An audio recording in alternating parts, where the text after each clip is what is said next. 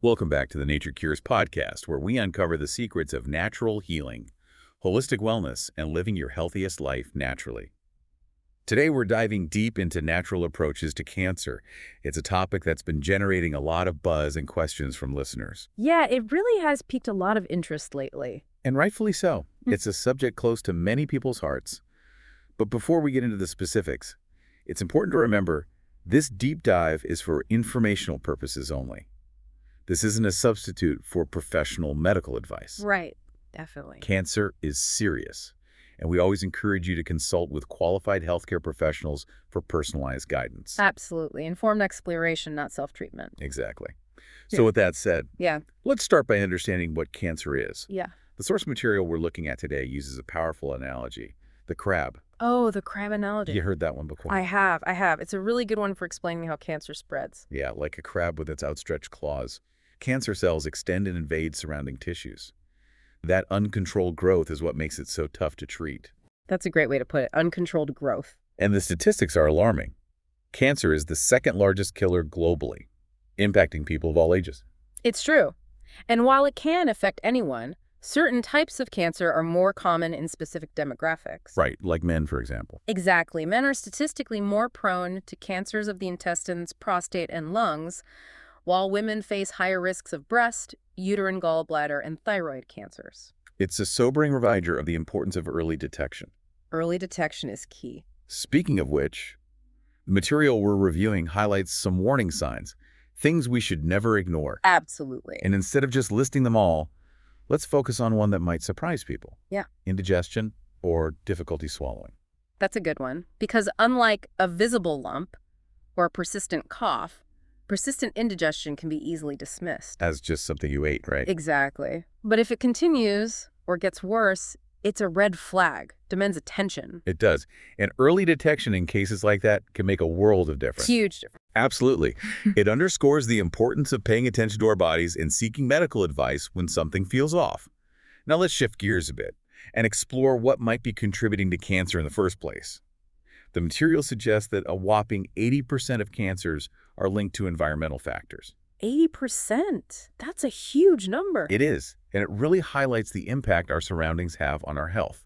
We're talking about everything from air and water pollution to exposure to harmful chemicals and radiation. Right, and there's so many things we encounter every day that we don't even think about. It's a real wake-up call. And the material even cites a specific example. A shocking 40% of male cancers in India are tobacco-related. That's a stark reminder of the dangers of smoking. It is. Yeah. And it's not just tobacco. The list of potential carcinogens is extensive, including things we might not immediately suspect, like excessive exposure to X-rays. What's a long list? And it's always growing as we learn more. It's like a minefield out there. The material also mentions a debate surrounding animal protein, specifically meat, and its potential role in cancer development. I've heard conflicting views on this, so I'm curious to hear your take. It's a complex issue, and research is ongoing. One theory that's often cited is Dr. Willard J. Weissek's ammonia theory, which suggests that ammonia, a byproduct of meat digestion, could be carcinogenic. Hold on, ammonia from eating meat? Yes. During the digestion of protein, ammonia is produced. Dr. Weissek's research suggests that high levels of ammonia in the body might contribute to cellular damage, potentially increasing the risk of cancer. However, it's essential to note that this is just one theory. More research is needed to fully understand the relationship between meat consumption and cancer. It's definitely something to consider when thinking about our dietary choices. Now let's move on to the heart of our deep dive. Natural approaches to cancer prevention and treatment. There's a growing interest in the power of diet, and for good reason. Absolutely. The food we consume can either fuel our bodies or contribute to disease. This material we're looking at delves into the concept of an alkaline-based diet, a natural approach that's gaining traction. Okay, let's unpack that. What exactly does an alkaline-based diet entail, and what are its proposed benefits? The basic premise is to create an internal environment that's less hospitable to cancer. By focusing on foods that promote alkalinity in the body, think raw fruits and vegetables, especially those vibrant green and yellow ones, along with limited high-quality protein sources like almonds, millet, or sprouted seeds and grains. So it's about shifting the body's pH balance towards a more alkaline state. Precisely. And this shift is believed to create an environment that's less conducive to cancer cell growth. Proponents of this diet also emphasize the importance of cleansing the body through methods like enemas to detoxify the colon. Sounds like a pretty radical approach. What about specific foods? Does the material provide any guidance on what to include in an alkaline-based diet? Yes, it specifically mentions carrots, leafy greens, cabbage, onions, garlic, cucumbers, asparagus, beets, and tomatoes as being particularly beneficial. It also suggests starting the day with a fruit-focused meal to kickstart the detoxification process. So it's a very plant-centric approach, with an emphasis on fresh whole foods. Exactly. The idea is to nourish the body with nutrients, while minimizing processed foods, refined sugars, and other substances that are thought to contribute to acidity and inflammation. This all sounds fascinating, but I imagine there's a lot of debate surrounding the effectiveness of an alkaline-based diet for cancer prevention or treatment. What's the scientific consensus on this? While research is ongoing, it's essential to acknowledge that the scientific community remains divided on the definitive benefits of an alkaline-based diet for cancer. Some studies have shown promising results, suggesting a potential link between an alkaline diet and reduced cancer risk, while others have been less conclusive. So it's not a guaranteed cure-all, but it's an approach that some people find beneficial. Exactly. And that's where informed decision-making comes in. It's about weighing the potential benefits and risks, doing your research, and consulting with healthcare professionals to determine if this approach aligns with your individual needs and health goals. That makes sense. Now, within the realm of natural approaches, the material also mentions some intriguing pioneers, like Dr. Ann Wigmore and Johanna Brandt. Can you tell us a bit about them and their contributions to this field? Of course, both women were ahead of their time, advocating for the healing potential of natural foods long before it became mainstream. Dr. Wigmore was a huge proponent of wheatgrass therapy. Wheatgrass, I've seen those shots at health food stores, but I never tried it myself. What's the idea behind using wheatgrass for cancer? Dr. Wigmore believed that wheatgrass, with its abundance of live nutrients, could help the body repair itself. She was particularly fascinated by chlorophyll, a pigment found in plants that gives them their green color. Chlorophyll, like the stuff that makes plants green. I know it's essential for photosynthesis, but what does it have to do with human health? Well, Dr. Wigmore called chlorophyll plant blood because its molecular structure is strikingly similar to human hemoglobin. She theorized that consuming chlorophyll could help revitalize the blood, boost the immune system, and support the body's natural healing mechanisms. Plant blood. That's a vivid image. So she believed that wheatgrass, with its high chlorophyll content, could essentially help cleanse and revitalize the body, creating an environment less conducive to cancer. Exactly. Now, it's important to note that Dr. Wigmore's theories were based on her observations and experiences, and they haven't been fully validated by mainstream science. However, her work paved the way for further research into the potential benefits of wheatgrass and chlorophyll. It's a fascinating example of how traditional wisdom and modern science can sometimes intersect, sparking new avenues of exploration. And what about Johanna Brandt? I understand she had her own unique approach to natural cancer treatment. Yes, Johanna Brandt, who wrote The Grape Cure, claimed to have healed herself from cancer by fasting and then adopting an exclusive grape diet. Wow, an all-grape diet. That sounds pretty intense. Mm. What was her reasoning behind this approach? Brandt believed that the high sugar content of grapes would essentially starve the cancer cells while simultaneously providing the body with essential nutrients and antioxidants. So like a targeted nutritional approach. Exactly. Now, it's crucial to emphasize that Brandt's experience is anecdotal, and her methods haven't been scientifically validated. However, her story, like Dr. Wigmore's, highlights the historical interest in the power of food as medicine, an idea that continues to intrigue researchers today. It's amazing how these historical figures, often dismissed as unconventional, sometimes end up paving the way for new scientific discoveries. It makes you wonder what other secrets of natural healing are waiting to be uncovered. Welcome back to the Nature Cures podcast. As we continue exploring natural approaches to cancer, I'm struck by how much this topic intersects with traditional healing practices and a deeper connection to nature. Yeah, it's like we're rediscovering ancient wisdom in the light of modern science. One area where this is particularly evident is the use of herbal remedies. Oh yes, herbs. They've been used for medicinal purposes for centuries. Does the material touch on any specific herbs that might be beneficial in the context of cancer? It doesn't go into expensive detail, but it does allude to the fact that certain herbs have shown promising results in laboratory studies. One example is turmeric, a spice commonly used in cooking. Turmeric. I use it all the time. Yeah. What's the connection between turmeric and cancer? Well, turmeric contains a compound called curcumin, which has been found to exhibit anti-inflammatory and antioxidant properties. Some studies suggest that curcumin might help inhibit the growth of cancer cells and even enhance the effectiveness of certain conventional cancer treatments. Wow, that's fascinating. It's amazing how everyday ingredients can have such potent medicinal properties. It makes you appreciate the interconnectedness of food and health. Absolutely. And it speaks to the importance of viewing food as medicine, recognizing the potential for healing in what we consume. Speaking of interconnectedness, the material also touches on the crucial role of mindset and emotional well-being in the context of cancer.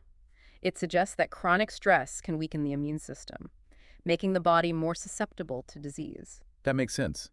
When we're constantly stressed, our bodies are in fight or flight mode, and that can't be good for our overall health. But is there a direct link between stress and cancer? While research is ongoing, there's growing evidence to suggest connection.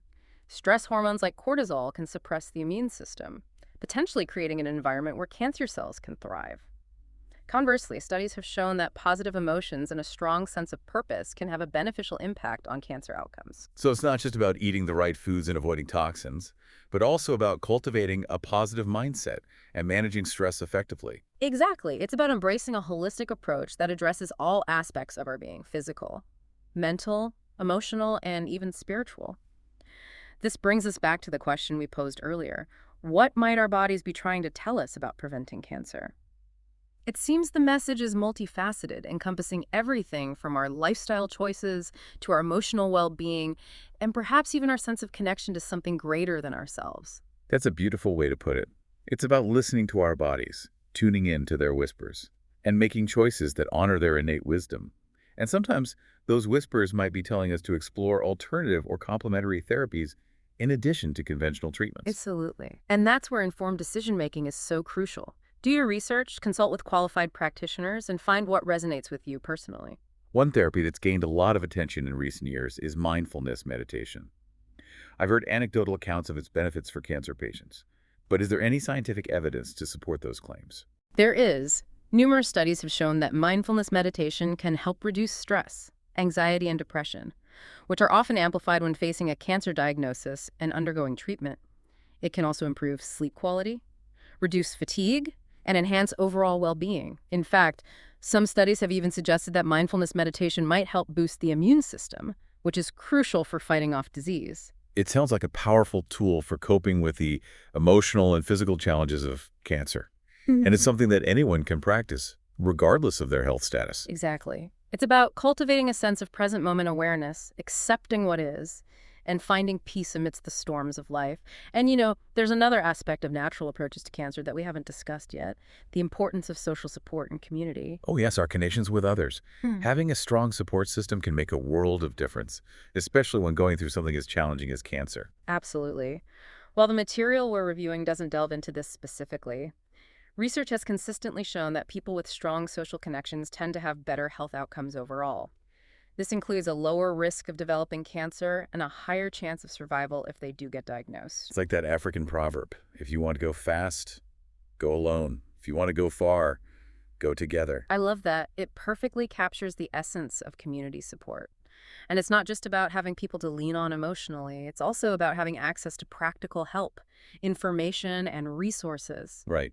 Like someone to drive you to appointments, help with meals, or simply listen without judgment. Exactly. And for many people, connecting with others who've been through similar experiences can be incredibly validating and empowering. Support groups, online forums, even just talking to a trusted friend or family member can make a huge difference. It's about creating a sense of belonging, of not being alone in this journey. And that can be incredibly healing in itself. As we've been exploring these natural approaches, it's become clear that it's not just about treating the physical symptoms of cancer, but about addressing the whole person, body, mind, and spirit. And it's about recognizing that we're not isolated individuals, but part of a larger web of interconnectedness. You've beautifully summarized the essence of what we've been discussing. It's about embracing a holistic perspective that honors the interconnectedness of all things. And this brings to mind a concept that's often discussed in natural healing circles: Yeah. the body's innate healing capacity. Oh yes, the body's incredible ability to heal itself given the right conditions. I find that idea so empowering. Absolutely. And it's something we sometimes forget in our modern world, with our reliance on quick fixes and external solutions. But the truth is, our bodies are constantly working to maintain balance and restore health. They have an innate wisdom that we often overlook. It's like our bodies are these amazing self-regulating machines that are always striving for equilibrium. Precisely. And when we support that process through nourishing foods, mindful practices, stress management, and a positive mindset, we're essentially giving our bodies the tools they need to thrive. It's not about fighting against disease, it's about creating an internal environment that supports healing and well-being. It's about working with our bodies, not against them. Mm. And, as we're talking about this, I'm remembering something I read recently about the placebo effect and its role in healing. It's amazing how our beliefs and expectations can actually influence our physical outcomes. Ah, yes, the placebo effect. Yeah. That fascinating phenomenon where our minds have the power to shape our reality, even when it comes to something as complex as cancer. Exactly. It suggests that our thoughts, beliefs, and emotions aren't just abstract concepts. They have a tangible impact on our physical health. And while the mechanisms behind the placebo effect aren't fully understood, it does point to the incredible power of the mind-body connection and the importance of fostering positive beliefs and expectations. Even if someone is undergoing conventional cancer treatment, their mindset can play a significant role in their overall well-being and even their response to treatment. So even in the face of a serious diagnosis, there's a sense of agency, of knowing that we're not powerless. We can actively participate in our own healing process by cultivating a positive mindset and embracing supportive practices. As we wrap up this part of our deep dive, I'm struck by the sheer abundance of options available when it comes to natural approaches to cancer. Mhm. It's like a vast and ever-expanding landscape with something for everyone. And that's what's so exciting. It's about finding what resonates with you, what speaks to your individual needs and preferences. And it's about remembering that this is a journey, not a destination. There will be ups and downs, twists and turns. But the key is to keep learning, keep exploring, and keep believing in the power of your body to heal. Beautifully said. Well, I think it's time for us to take a short break and gather our thoughts before we delve into the final part of this episode. Stay tuned, folks, because we've got more fascinating insights to share. Welcome back to the Nature Cures podcast.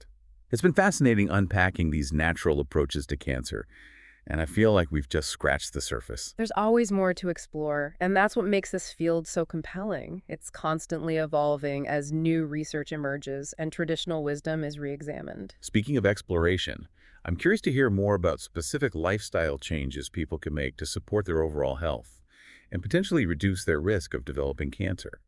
What are some practical steps that listeners can take today? Well, one of the most impactful things you can do is shift towards a more plant-based diet. Think vibrant fruits, vegetables, whole grains, legumes. These are nutritional powerhouses. So it's back to that rainbow of fruits and veggies we talked about earlier. Yeah, exactly. Filling your plate with those colorful, nutrient-rich foods can make a significant difference. And it's not just about adding good things, it's also about limiting processed foods, sugary drinks, and excessive red meat consumption. It's about making conscious choices that nourish and support our bodies rather than depleting them. Now, what about exercise? Does the material highlight the role of physical activity in cancer prevention? It absolutely does. Regular physical activity has been shown to boost the immune system, reduce inflammation, and help maintain a healthy weight, all of which contribute to a lower risk of cancer. So getting moving is key. Whether it's brisk walks, dancing, swimming, or hitting the gym, finding an activity you enjoy and making it a part of your routine is crucial. Absolutely. And it doesn't have to be anything extreme. Even moderate activity, like a brisk walk for 30 minutes each day, can make a big difference. That feels much more attainable. It's not about becoming a marathon runner. It's about incorporating movement into our daily lives. Now, sleep is another area that often gets neglected. Does the material touch on its importance? It does. Chronic sleep deprivation can weaken the immune system, leaving us more vulnerable to various health problems, including cancer. Sleep, that elusive treasure. It always seems to be the first thing to go when life gets busy. I hear you, but prioritizing sleep is crucial.